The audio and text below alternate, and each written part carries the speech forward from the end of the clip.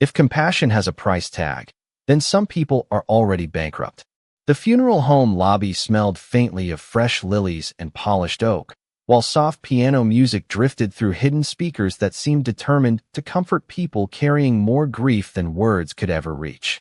Vanessa Brooks stood beside the arrangement her mother had chosen years before, gently tracing the edge of a white rose with trembling fingers. She had barely slept during the past 3 nights, moving between hospital paperwork, family phone calls, and the quiet responsibility of saying goodbye to the woman who had taught her that dignity could survive even the hardest seasons of life.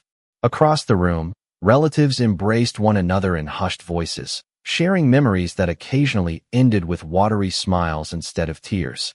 Everything felt heavy, yet strangely peaceful, until the funeral director approached with a folder tucked carefully beneath his arm.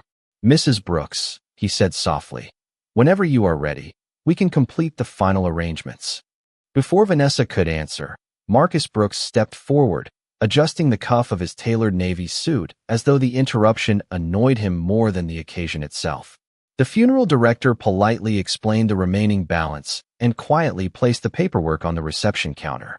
Marcus glanced down for only a second before sliding the folder back without reading another line. His voice was calm, steady, and loud enough for every nearby conversation to stop. "Not a penny," he said. Silence spread through the lobby faster than any raised voice ever could. Vanessa slowly turned toward her husband, searching his face for the slightest hint that he might soften those words, but his expression never changed. One of her cousins lowered her eyes. An elderly aunt quietly wiped away fresh tears. Even the receptionist froze with her hands resting on the keyboard, unsure whether she had heard correctly. The funeral director hesitated before asking, "Sir, perhaps we could discuss another arrangement." Marcus shook his head. Her family wanted this service. Her family can pay for it. No anger colored his voice. That somehow made the words feel even colder. Vanessa remained perfectly still. She did not argue.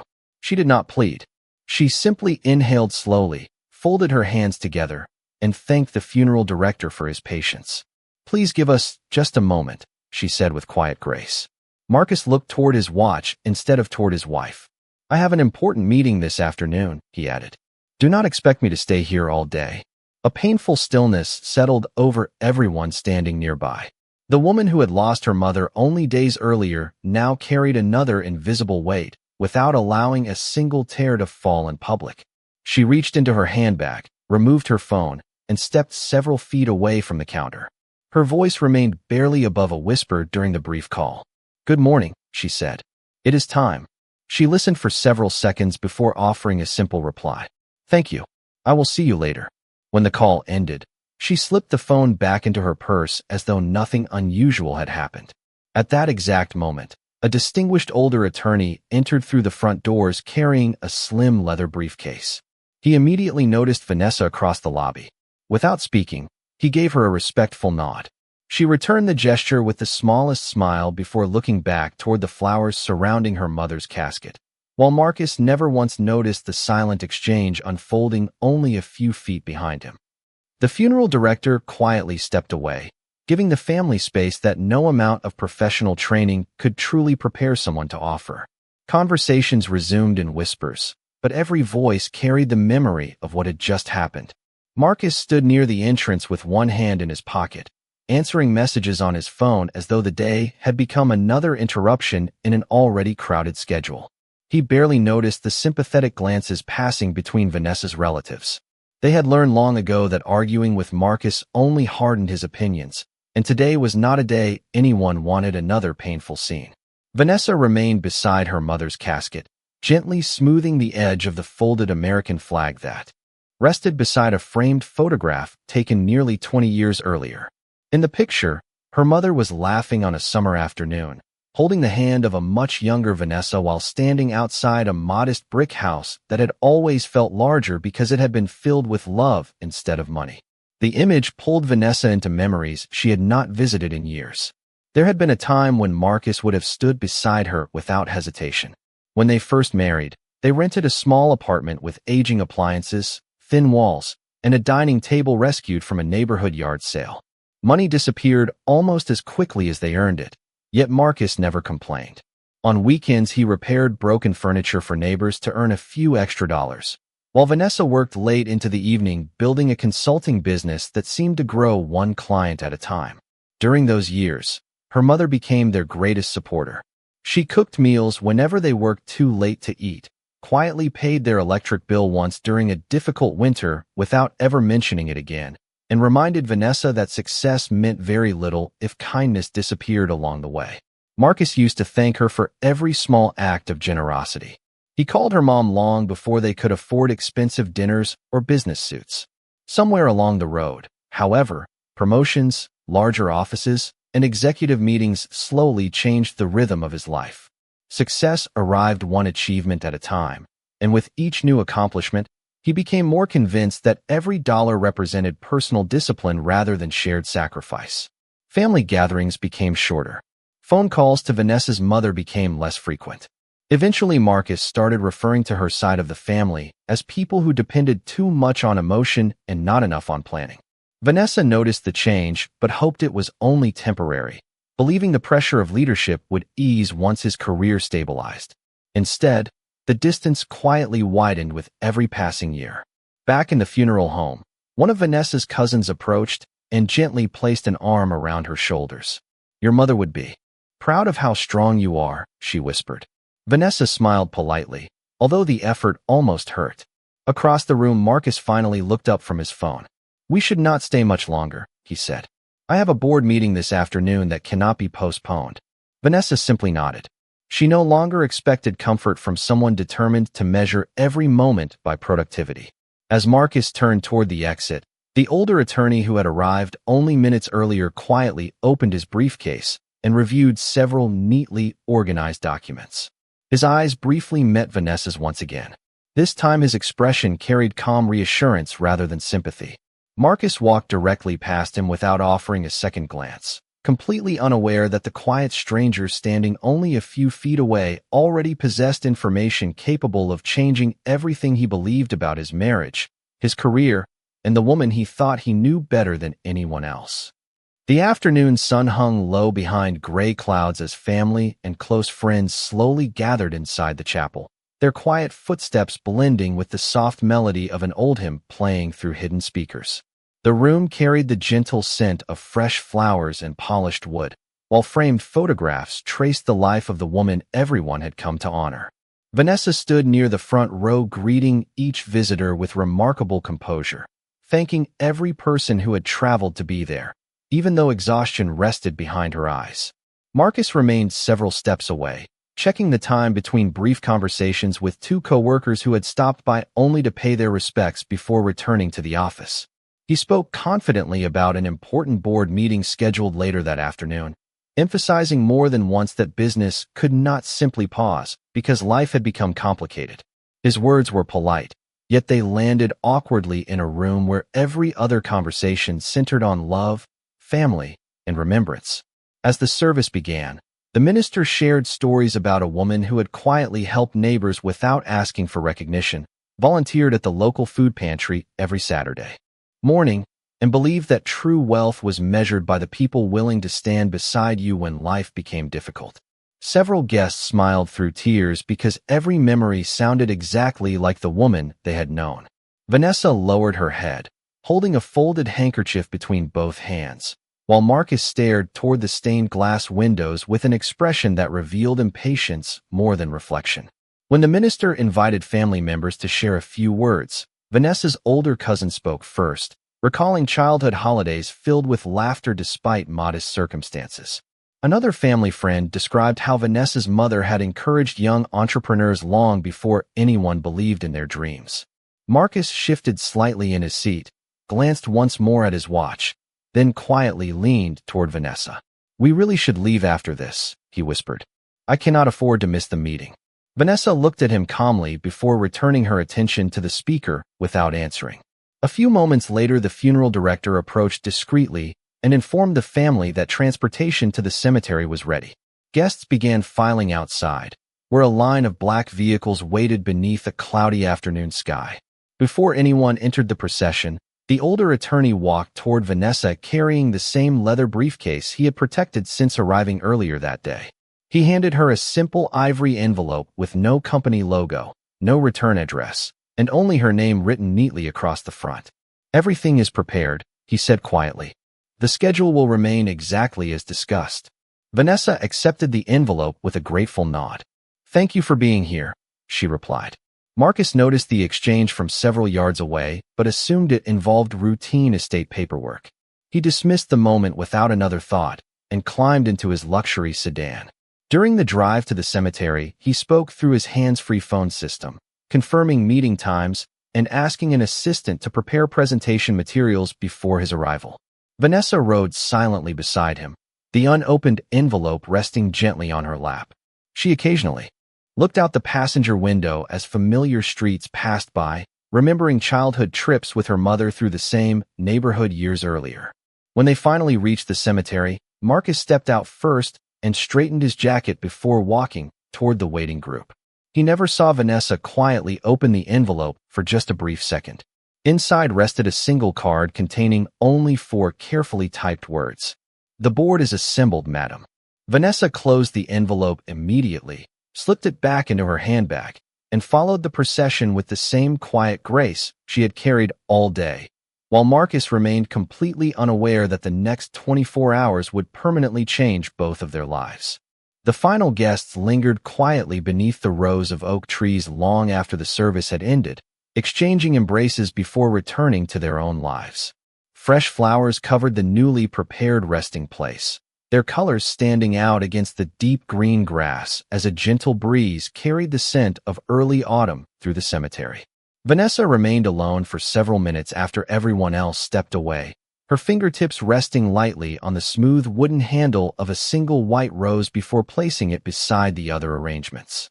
She whispered a few words that no one else could hear, then closed her eyes for a brief moment, allowing herself the privacy she had denied throughout the entire day. Marcus waited near the parking lot, glancing impatiently toward the road where traffic was already beginning to build. When Vanessa finally joined him, he opened the driver's door without saying anything about the service itself. During the drive across downtown, silence filled the truck except for the low voice of a radio traffic report. Marcus eventually cleared his throat. "I will need to go straight to the office," he said. "The board has been preparing this meeting for weeks." Vanessa looked out the passenger window as tall office buildings reflected the fading afternoon light. "You should go," she answered softly. "I have somewhere else I need to be." Marcus nodded, assuming she meant more family obligations. He never asked. Another question. Nearly 40 minutes later, the truck stopped outside the headquarters of Harrison Strategic Holdings, a glass tower stretching above the surrounding skyline. Marcus adjusted his tie while checking several unread emails on his phone. Before stepping out, he looked toward Vanessa. "I may be late tonight. Do not wait for dinner." She offered a calm smile. "I was not planning to." Marcus hurried through the revolving doors, immediately greeted by assistants carrying tablets and printed meeting schedules. The familiar rhythm of corporate life surrounded him with comforting efficiency. Elevators opened before he reached them, employees nodded respectfully as he crossed the marble lobby, and conversations paused briefly whenever he walked past. The confidence that had disappeared for only a few moments at the funeral quickly returned. Inside the executive elevator, his assistant reviewed the afternoon agenda. "The board meeting begins in 30 minutes, she explained. "Legal counsel is already upstairs, and the representative for the ownership group arrived earlier than expected." Marcus straightened his jacket. "Good. I want everything ready before they arrive." His assistant hesitated. "Actually, sir, everyone is waiting for the chairwoman." Marcus frowned slightly. "I was told ownership was sending a representative." "That was the original plan," she replied. "This morning we received confirmation that the chairwoman will attend personally." Marcus smiled with quiet satisfaction. "Excellent. It is about time I met the person making the final decisions." The elevator doors opened onto the executive floor where conference room lights already glowed behind polished glass walls. Several board members stood together reviewing financial reports, while the company's general counsel organized thick folders at the head of the table. Marcus exchanged confident handshakes, discussing quarterly performance and upcoming expansion plans with the ease of someone who believed he understood every important detail surrounding the company. Far below, another black sedan quietly pulled beneath the private entrance reserved for board leadership. A uniformed security officer immediately stepped forward and opened the rear passenger door. Vanessa stepped onto the sidewalk wearing the same simple black dress from the funeral, her handbag resting comfortably over one shoulder. The older attorney from the funeral home greeted her with a respectful smile before extending a neatly pressed charcoal blazer. Without speaking, Vanessa slipped it on over her dress. The attorney handed her a leather portfolio. "Everything is ready, madam," he said. She accepted it with a composed nod and walked toward the private elevator as security personnel respectfully stepped aside. Upstairs, Marcus continued preparing to impress a woman whose face he had never seen, completely unaware that every elevator floor quietly carried his own wife closer to the conference room where the truth had been waiting for years. The executive conference room overlooked the entire city, its floor-to-ceiling windows reflecting the late afternoon sunlight across a polished walnut table where every chair was already occupied except one. Quiet conversations faded as board members organized financial reports into perfect stacks, while legal advisors reviewed thick binders marked confidential. Marcus walked in with the relaxed confidence of someone who believed the meeting would simply confirm another successful quarter. He greeted directors by name, accepted several compliments about recent company performance, and settled into his usual seat near the head of the table. Although technically he served as chief executive officer, years of praise and growing influence had slowly convinced him that the company revolved around his decisions. His assistant leaned toward him and whispered, "The chairwoman should arrive any minute." Marcus nodded without concern. "Then we can finally move forward." On the opposite side of the building, a private elevator climbed silently toward the executive floor. Vanessa stood beside the older attorney, her expression composed despite the emotional weight of everything that had happened only hours earlier. She had not changed out of the simple black dress she wore to her mother's funeral. The charcoal blazer resting over her shoulders gave her a quiet authority that required no expensive jewelry or dramatic entrance. As the elevator doors opened, two security officers immediately stepped aside. Employees walking through the hallway instinctively paused, offering respectful greetings that Marcus had never witnessed because this entrance remained reserved exclusively for ownership. "Good afternoon, madam," several voices said almost simultaneously. Vanessa acknowledged each greeting with a warm smile before continuing toward the boardroom at an unhurried pace. No one rushed her. No one questioned her presence. The attorney quietly carried the leather portfolio while another executive handed Vanessa a folder containing the afternoon agenda. "Everything has been prepared according to your instructions," he said. "Thank you," Vanessa replied. "Please make certain the meeting begins on time." Inside the conference room, Marcus glanced toward the closed doors each time footsteps echoed from the hallway. He casually reviewed presentation slides highlighting revenue growth, upcoming acquisitions, and future expansion plans. Several board members exchanged polite smiles, yet there was a subtle patience in the room that Marcus misread as admiration. He believed everyone was waiting for an important investor. In reality, they were waiting for the only person whose approval ultimately mattered. A receptionist quietly entered carrying fresh coffee before stopping beside the general counsel. "Madam has arrived," she announced. Every board member immediately closed their laptops. Conversations ended without a single request for silence. Marcus noticed the sudden change in atmosphere and straightened his tie, preparing to introduce himself with practiced confidence. The attorney reached the conference room doors first and gently opened one side. Vanessa stepped forward, taking one calm breath before crossing the threshold. The room responded instantly. Every director rose to their feet. Every executive followed. Even the general counsel stood beside his chair with visible respect. Marcus remained seated for one confused second longer, assuming someone important must still be entering behind her. He glanced toward the hallway, expecting another figure to appear, but there was no one else. Vanessa walked steadily to the head of the table, where the only empty chair waited. She placed her handbag beside it, accepted the leather portfolio from the attorney, and looked around the room with calm professionalism. Marcus slowly stood, his expression shifting from confusion to disbelief as he watched every person present remain standing until Vanessa took her seat. Only after she nodded did the others sit down. The attorney opened a folder and positioned several documents neatly before her. Marcus searched the faces around the table for an explanation, but no one appeared surprised.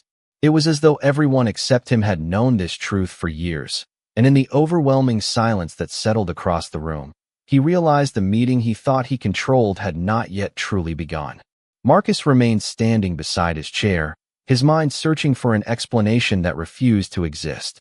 The quiet confidence he had carried into the meeting only moments earlier slowly disappeared beneath the weight of an impossible reality unfolding before his eyes. Vanessa sat calmly at the head of the table, resting the leather portfolio in front of her with the same steady hands that had placed a white rose beside her mother's grave less than an hour before. Her expression carried neither satisfaction nor anger. It was simply composed, as though she had accepted this moment long before anyone else knew it would arrive. The general counsel adjusted his glasses and addressed the room in a measured voice. "Thank you, everyone, for your patience. We will now begin today's special governance session." He turned respectfully toward Vanessa. "Madam Chairwoman, welcome." Marcus stared at him without blinking. Surely there had been some misunderstanding. He looked around the table, expecting at least one director to laugh or explain that this was some elaborate mistake. Instead, every board member opened identical meeting folders bearing Vanessa's name across the first page. The older attorney rose from his seat and carefully removed a sealed envelope from his briefcase. "For the official record," he began, "I will summarize the ownership structure of Harrison Strategic Holdings." His calm voice filled the room with unmistakable authority. 20 years ago, the majority controlling interest was transferred into the Brooks Family Legacy Trust. Following the trust agreement and subsequent succession documents, the beneficial owner and permanent chairwoman of this corporation is Mrs. Vanessa Brooks. He placed certified copies of the documents before each director before continuing. Mr. Marcus Brooks has faithfully served as Chief Executive Officer under an employment agreement approved by the board. He has never held controlling ownership of this company. The words settled across the room with complete silence. Marcus felt as though the polished floor beneath him had shifted. His eyes moved slowly toward Vanessa. "You knew?"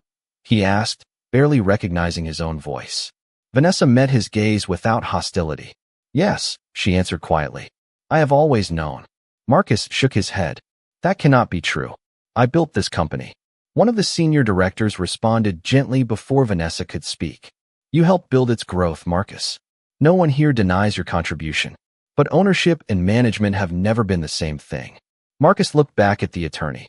"Why was I never told?" The attorney folded his hands. "Because the trust agreement required complete confidentiality. Every executive contract you signed clearly identified your position as Chief Executive Officer under board supervision. Those documents were reviewed with independent legal counsel before every renewal." Marcus searched his memory, suddenly recalling pages he had signed years earlier without reading every clause because he had trusted the process completely. Vanessa slowly opened the leather portfolio. Inside rested the original trust certificate bearing her signature from years before. She did not hold it up dramatically. She simply placed it on the table where everyone could see it. "This meeting is not about embarrassing anyone," she said calmly. "Today began with my mother's funeral. She deserved peace, and so does this company." No one interrupted her. "We are here because governance requires transparency, and circumstances have made continued silence impossible." Marcus lowered himself into his chair, unable to look away from the woman sitting across from him. For the first time since they had married, he realized there was an entire part of her life he had never bothered to understand. The woman he believed depended on him had quietly possessed authority greater than his own every single day. And while he struggled to accept the truth, the board members calmly turned to the next page of their agenda, where the first item awaiting discussion was a formal review of the Chief Executive Officer's leadership record. The room remained so quiet that the faint hum of the building's air conditioning seemed louder than the voices that had filled the conference room only minutes earlier. Every set of eyes shifted between Vanessa and Marcus, waiting to see whether the afternoon would become a confrontation or something entirely different. Vanessa calmly closed the portfolio in front of her and folded her hands together. There was no satisfaction in her expression, no trace of triumph after the revelation that had completely changed the balance of the room. The grief from losing her mother still rested quietly behind her eyes, making the events of the meeting feel far less important than the empty place waiting for her at home. She looked toward the general counsel before speaking. "Please let the record reflect that this meeting was not called to humiliate anyone," she said in an even voice. "The purpose of today's session is to fulfill our governance responsibilities with fairness and transparency." The board secretary immediately noted her statement, while several directors exchanged approving glances. Marcus remained motionless, still trying to reconcile the woman he had left at a funeral only an hour earlier with the chairwoman now directing one of the largest companies in the region. Vanessa turned toward him briefly. "Marcus, nothing that happened today changes the work you have contributed over the years. Your effort helped this company grow, and no one here intends to erase that."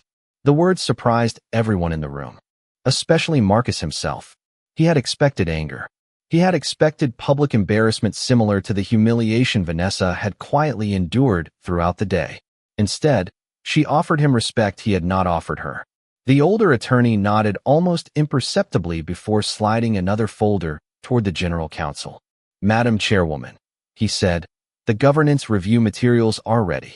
Vanessa acknowledged him with a slight nod. "Please proceed according to company policy." The general counsel opened the folder and addressed the board.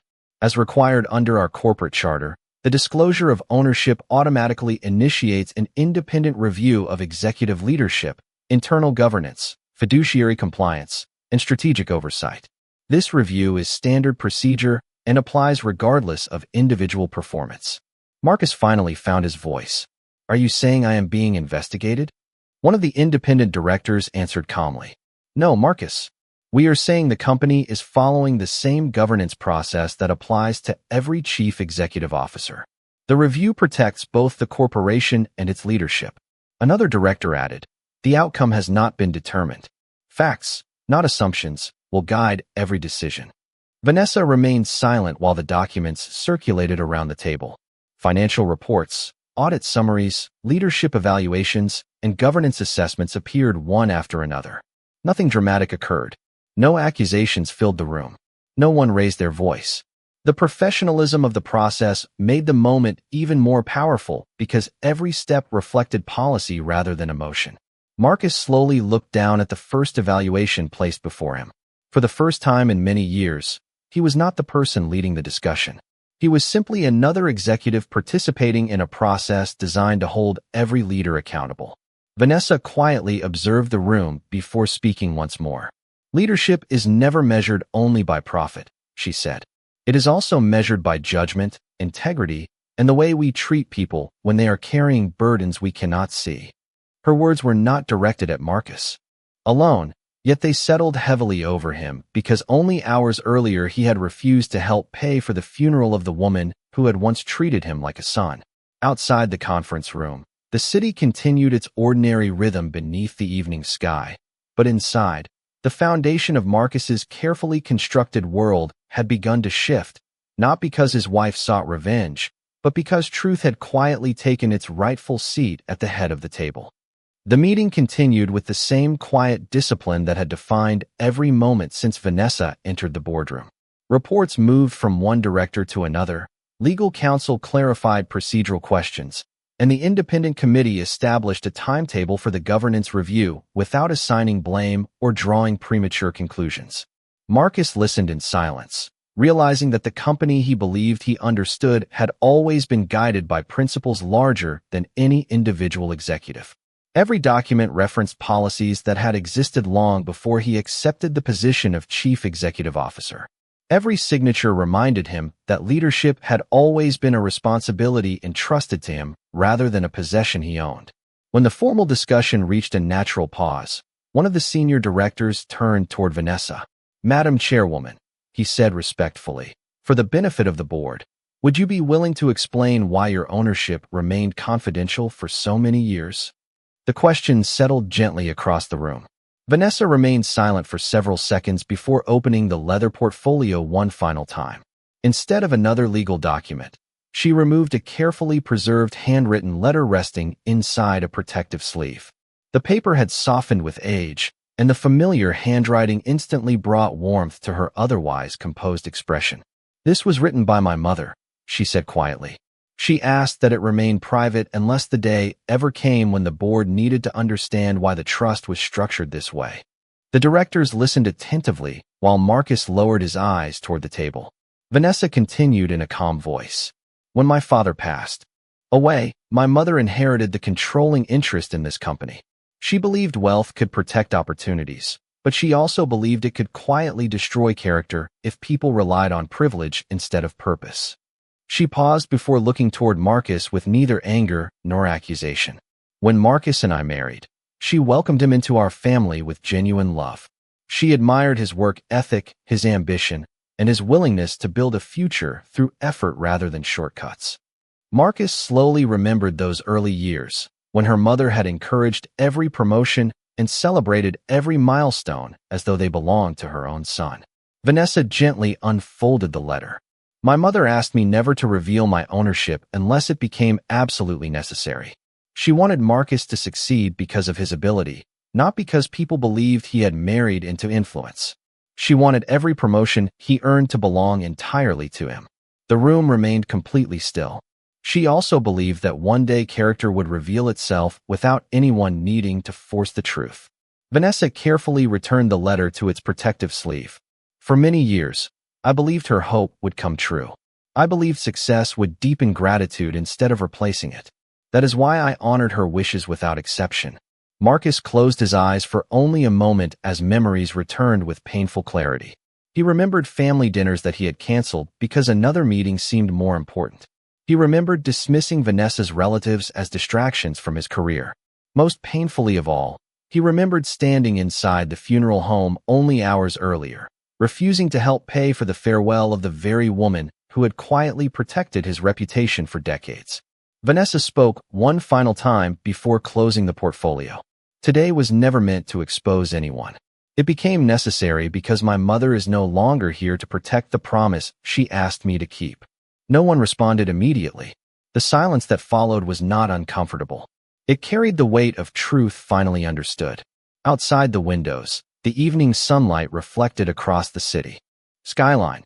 While inside the boardroom, Marcus realized that the greatest gift he had ever received had never been the executive office, the generous salary, or the respect of the business world. It had been the quiet trust of a family that believed in him long before he ever believed only in himself. The independent governance review concluded several weeks later with the same discipline and fairness that had guided every step of the process.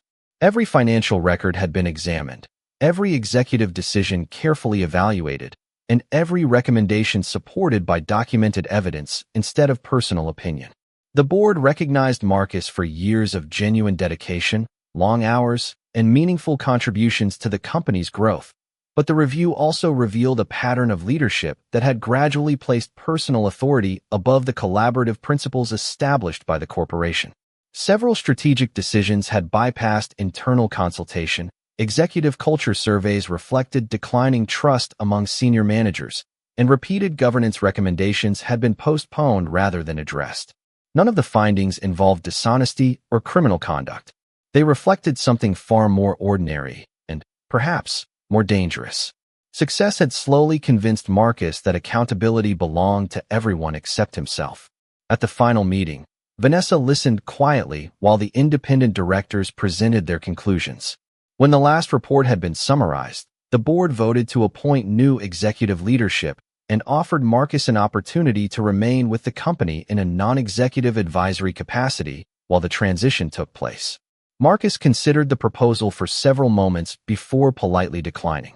He stood, thanked the directors for their honesty, and then turned toward Vanessa. Their eyes met across the same conference table where everything had changed only weeks earlier.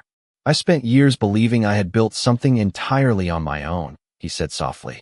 "I never realized how many people were carrying me while I believed I was leading them." Vanessa answered with the same calm that had defined every difficult moment. Since her mother's funeral, sometimes life teaches us the truth after success because we would never have listened before. There was no celebration when the meeting ended. No applause followed the board's decision. Employees simply continued their work as another chapter quietly closed. Nearly 1 year passed. Spring returned to the city with blooming trees lining familiar streets and warm sunlight reflecting across the glass towers downtown. Harrison Strategic Holdings continued to grow under Vanessa's leadership, guided by a culture that emphasized integrity, humility, and shared responsibility as much as financial performance. Employees noticed that the chairwoman frequently walked through different departments without an entourage, learning names, asking thoughtful questions, and thanking people whose work often went unnoticed. Her office door remained open far more often than closed. Across town, Marcus had chosen a very different path. Instead of pursuing another prestigious executive position, he accepted a leadership role with a small community business development organization that helped first-time entrepreneurs build sustainable companies. The office occupied only a single floor inside an older brick building, yet Marcus discovered a satisfaction he had not experienced in years. He spent his mornings mentoring business owners who reminded him of the determined young man he had once been before ambition slowly replaced gratitude. On a quiet Saturday morning, exactly 1 year after the funeral, Vanessa returned to her mother's memorial carrying fresh white roses. She knelt beside the polished stone, carefully arranging the flowers before standing silently beneath the shade of the old oak tree. A few moments later, another visitor approached carrying a small bouquet of wildflowers gathered from a local market. Marcus stopped several feet away. His suit had been replaced by a simple sport coat, and the confidence that once demanded attention had settled into something much quieter. "I come here every year now," he said gently. "I hope that is all right." Vanessa smiled with genuine warmth. She would have liked that. They stood together without awkwardness, watching sunlight filter through the branches while birds sang somewhere beyond the peaceful rows of memorial stones. Neither of them spoke about board meetings, ownership, or the painful words exchanged inside the funeral home. Those moments already belonged to the past. Before leaving, Marcus looked once more at the engraved name resting beneath the white roses and quietly said, "She believed in me longer than I deserved." Vanessa nodded. She believed people could choose who they became. As they walked away in different directions, neither had won the other back, yet both had found something more lasting than victory. One had rediscovered humility. The other had never surrendered her dignity. Some fortunes can be inherited. Character never is.